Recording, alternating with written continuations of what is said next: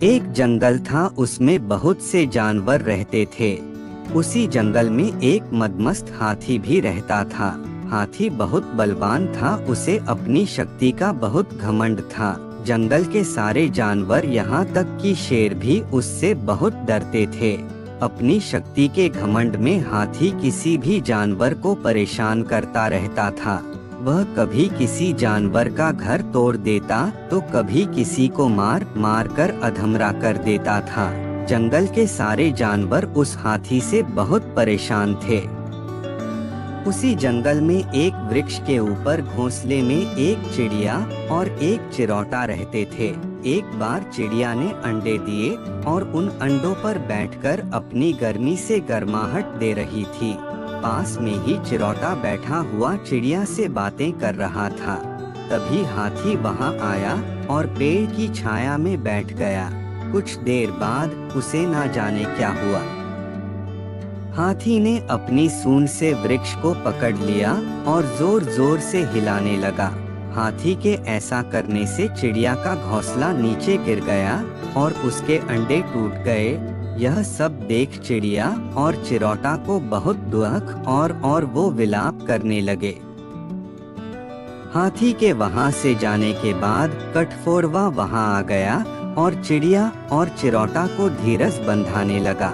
लेकिन कठफोड़वा की बातों का उन पर कोई असर नहीं हुआ। चिड़िया ने दुखी होकर कहा, हम इस घमंडी हाथी से बदला लेना चाहते हैं। यदि तुम हमारे मित्र हो तो इस हाथी से बदला लेने में हमारी सहायता करनी होगी। कठफोड़वा बोला, मैं अवश्य ही तुम्हारी सहायता करूंगा, परंतु हाथी से बदला लेने के लिए हमें कुछ और लोगों से भी सहायता लेनी होगी। मेरे जान पहचान की एक मक्खी है, वह बहुत होशियार है, हमें उसके पास चलना चाहिए। वे सभी मिलकर मक्खी के पास पहुँचे। मक्खी ने भी उनके आने का कारण पूछा तो उन्होंने अपनी दुख भरी कहानी बतलाई।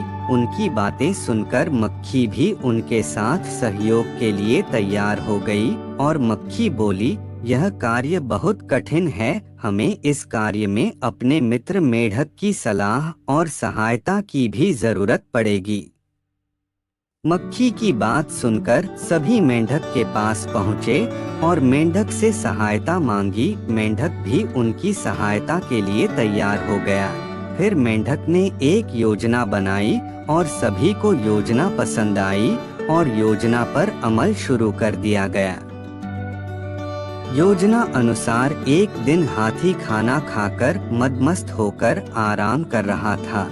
तभी मक्खी उसके कानों के पास जाकर मधुर गीत गाने लगी।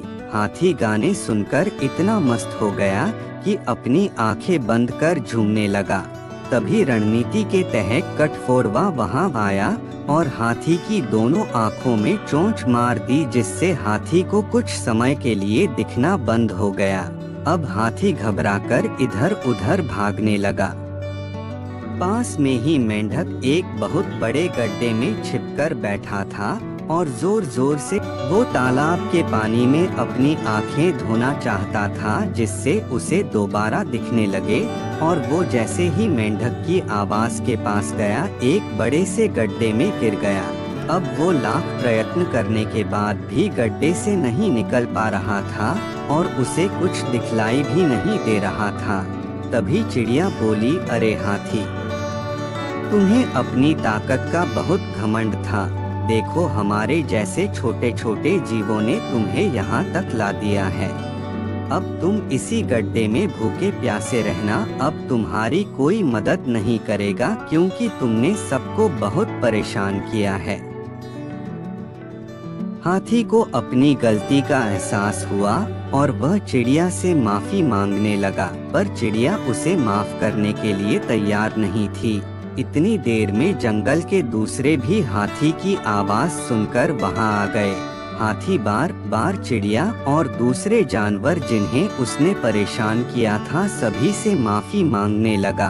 अंत में चिड़िया और जानवरों को उस पर दया आ गई और सभी ने मिलकर हाथी को उस बड़े से गड्ढे से निकाल लिया। गड्ढे से निकलकर हाथी ने सभी को धन्यवाद दिया और भविष्य में कभी किसी जानवर को परेशान ना करने का वादा किया। इसके बाद उस हाथी ने कभी भी किसी जीव को छोटा या कमजोर समझकर उसे परेशान नहीं किया और जंगल के सभी जानवर आनंदपूर्वक उस जंगल में रहने लगे। हाथी और चिड़िया की कहानी से हमें शिक्षा मिलती है कि एकता में बड़ी शक्ति होती है। एक साथ मिलकर बड़े से बड़े कार्य को बहुत ही आसानी से किया जा सकता है। इसीलिए कहते हैं, एक और एक 11 होते हैं।